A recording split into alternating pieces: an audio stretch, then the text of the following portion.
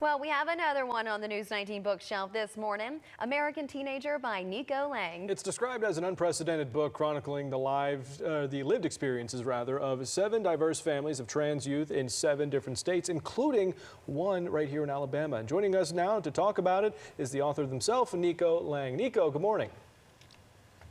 Morning. It's kind of surreal to see myself up here, I have to say. Well, hey, welcome to live television, if I may say so myself. Hey, tell us more about this book. What can readers expect when they grab a copy? Sure. So I spent a year traveling the country to document the daily lives of trans kids in 7 different states. As y'all mentioned, one of them is Alabama.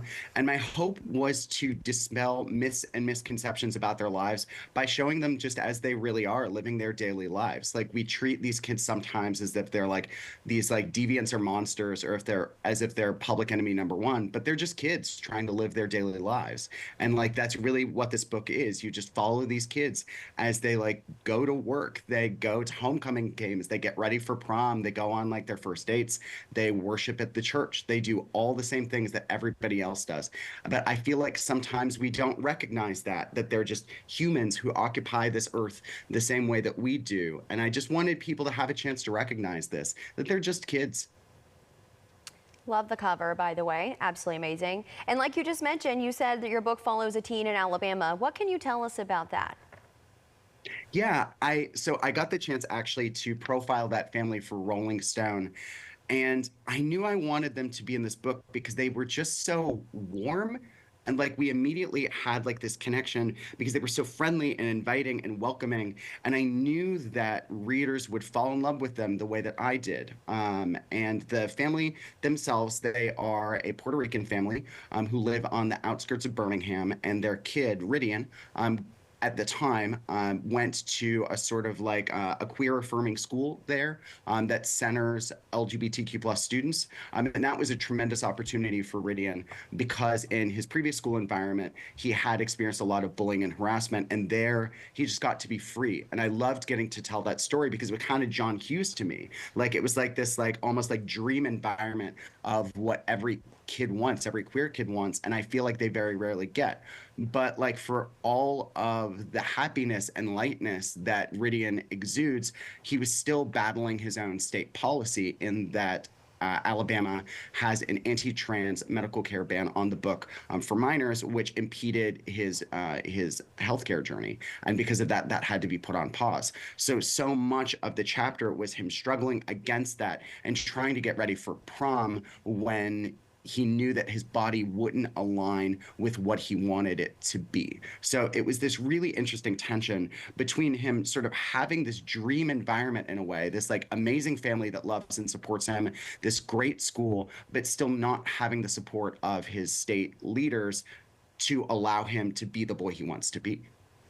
Nico, what message do you have for folks out there listening, watching, to get them and encourage them to go and grab a copy of this book and check it out? Yeah, I think with this book, I just wanted to let kids speak for themselves, right? That so often politicians talk about these kids without ever talking to them. And you see this over and over again. In West Virginia, I went to the legislature there with a Black gender fluid teen who is there in support of kids who are speaking out against an anti-trans medical care bill. And the politicians didn't even show up that day. All the Republican lawmakers who were pushing that bill weren't even there. They weren't even there to hear those kids speak. And there was a lobbyist who somewhat helpfully stood up and told everybody what we already knew. He said that it didn't matter how many people testified against the bill, that the bill was going to pass because it's a Republican state. And if you are a Republican and you're not voting for this bill, they're going to vote you out. And that's really what it comes down to. And in other states, you'll see that Republican lawmakers often look up at the ceiling or look at the floor, or they're on their phones or they're checking their emails while these kids are talking. And these kids know, they're not stupid. They know that they're not being listened to. So with this book, I wanted to center them in the conversation. I wanted to give them the chance to speak. It's important that they're heard from. It's important if we're making policies about them, we need to hear from them. And for folks who read this book, and maybe you don't have a trans kid in your life, maybe you aren't the parent of a trans child, or you aren't a trans child yourself, right? I hope you just recognize that this isn't so scary. These are just people, right? They're just people who are trying to get by, who are trying to grow up to be adults. And right now, so many of them can't do that because of these very policies. And if we want to fix that, we need to listen to them. We need to make them feel heard, to make them feel supported, because right now they're not getting that. And I think that this book really shows the damage when we don't make these kids feel as loved as they need to be. And now, where can folks go to grab a copy of that book and then also keep up with you and your future works?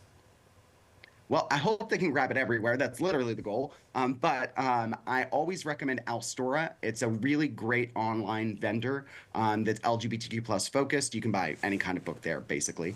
But it has a particular interest in promoting the work of queer authors. But then you can get it lots of places. Don't do Amazon because they don't need your money. But Jeff Bezos is doing fine. But Barnes Noble, I have a soft spot for. And then always look up your local independent bookseller. There's so many great independent bookstores in Alabama that are struggling to get by, and this is a really great opportunity to just give them a couple bucks. Certainly is. Nico Lang, thanks so much for stopping by, and congrats on the latest book. Yeah, thank you much. Thanks so much for having me.